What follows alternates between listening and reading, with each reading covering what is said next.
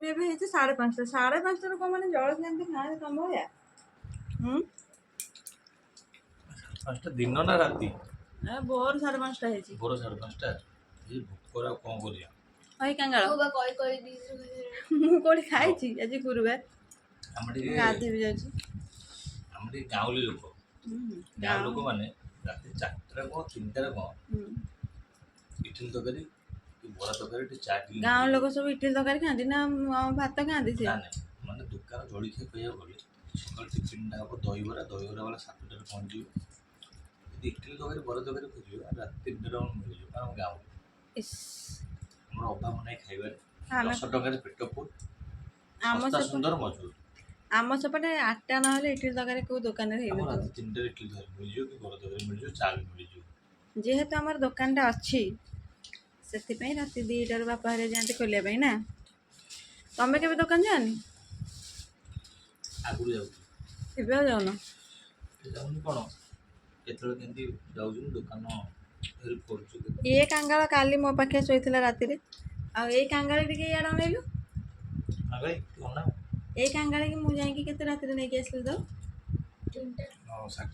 4:30 ରାତିରେ ତାକୁ ଧରିକିନା ଆସିଲି।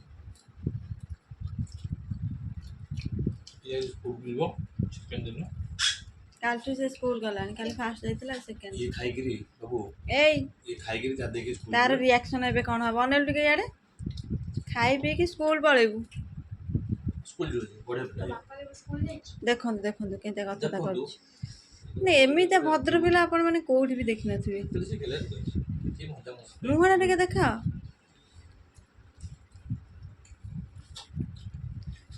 5ଟାରୁ କିଏ ଏମିତି ଇଟିଲି ତରକାରୀ ଖାଏ?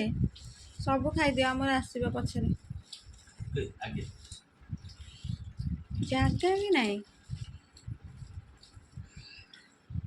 ମାମୁନି କେମିତି ଲାଗୁଛି? କେମିତି? ଓକେ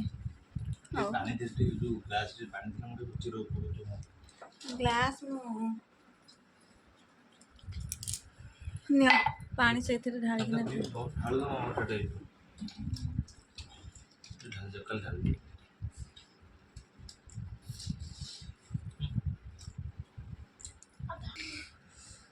ମୁଁ ଚାଲି ଗାଧେଇ ନା ଆଉ କାହାର କ'ଣ ଦରକାର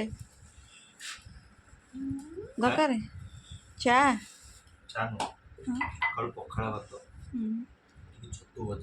ଛତୁ ଯାଇକି ନେଇକି ଆସ କରିବା ଆଜି ପଖାଳ ହେଇଛି। କଖାରୁ ଫୁଲ ମିଳିବନି।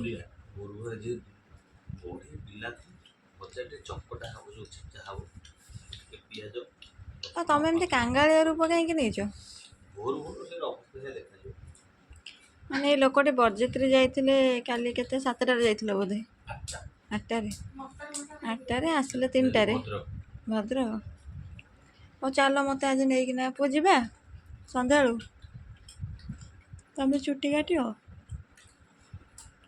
ହାଇ ସାଙ୍ଗମାନେ ଗୁଡ୍ ମର୍ଣ୍ଣିଂ। ସକାଳୁ ଭିଡ଼ିଓଟା ମୁଁ ଆଜି ବନେଇ ଦେଇଛି କାହିଁକିନା ଆମେ ସମସ୍ତେ ଯେହେତୁ ଏଇଠି ଅଛୁ ଭାବିଲି ଯାଉଛି ଭିଡ଼ିଓଟା ବନେଇବି ବୋଲି। ମାମୁନି ତ ସବୁବେଳେ ରେଡ଼ି ନା। ତ ଚାଲନ୍ତୁ ଦେଖିବା। ମୋତେ ଆଜି ନେଇକି ଯିବା ଆଇବ୍ରୋ ସେଭ୍ କରିବା ପାଇଁ। ଚୁଟି କାଟିବି ମୁଁ ଆଇବ୍ରୋ ସେଭ୍ କରିବି। ଡାକିବା କଥା ଉଠିବା କଥା କେହି କୁହନ୍ତିନି। ଝିଅ ଏଇନା ସ୍କୁଲ ଯିବ, ପୁଅ ଏଇନା ସ୍କୁଲ ଯିବ। ଚାଲ ଗାଧେଇ ପଡ଼ିବା। ତ ସକାଳୁ ଗାଧେଇ ପାଧେଇ ମୁଁ ପୁରା ରେଡ଼ି ହେଇଗଲି। ଆଉ ରେଡ଼ି ହେଲି ପୂଜା କରିବା ପାଇଁ। ତ ଚାଲନ୍ତୁ ପୂଜା କରିନେବା। ପୂଜା କରିସାରିଲା ପରେ କ'ଣ କେମିତି ଭିଡ଼ିଓ ତ ଏତେ ଲଙ୍ଗ୍ ଭିଡ଼ିଓ ବନେଇ ପାରିବିନି କାହିଁକିନା ମୋର ଟିକେ କାମ ରହିଯାଇଛି। ତ ଚାଲନ୍ତୁ ସର୍ଟ ଭିଡ଼ିଓରେ ମୁଁ ଆପଣଙ୍କୁ ଦେଖାଉଛି।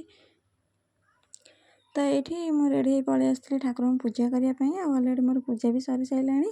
ତ ଭଗବାନଙ୍କୁ ମୁଁ ଏତିକି ମାଗୁଛି କି ସେ ସମସ୍ତଙ୍କୁ ବହୁତ ଭଲରେ ଆଉ ଖୁସିରେ ରଖନ୍ତୁ। ଆଉ ସମସ୍ତଙ୍କୁ ବହୁତ ସାରା ଆଶୀର୍ବାଦ ଦିଅନ୍ତୁ। ତା ସହିତ ମୋତେ ବି। ତ ଯେଉଁମାନେ ବି ମୋ ଚ୍ୟାନେଲ୍ ଏପର୍ଯ୍ୟନ୍ତ ନୂଆ ଆସିଛନ୍ତି ପ୍ଲିଜ୍ ମୋ ଚ୍ୟାନେଲ୍କୁ ଯାଇକିନା ଆଉ ଥରେ ଯେଉଁମାନେ ବି ନ କରିଛନ୍ତି ସବସ୍କ୍ରାଇବ୍ କରିଦେବେ। ଆଉ ଲାଇକ୍ କମେଣ୍ଟ ସେୟାର ତ ନିଶ୍ଚିନ୍ତ କରିନେବେ। ତ ମୋତେ ଆଗକୁ ଏମିତି ନୂଆ ଭିଡ଼ିଓ ବନେଇବା ପାଇଁ ଇଚ୍ଛା ହେବ। ତ ଏଇଠି ପୂଜା ସାରି ଦେଇକିନା ଆମେ ପଳେଇ ଆସିଥିଲୁ ଖାଇବା ପାଇଁ। ତ ଇଟିଲି ତରକାରୀ ବରା ଚା ଖାଇ ନେଇଥିଲୁ। ଭିଡ଼ିଓଟି ଭଲ ଲାଗିଥିଲା। ଦେଖା ହେବ ନେକ୍ସଟ ଭିଡ଼ିଓରେ।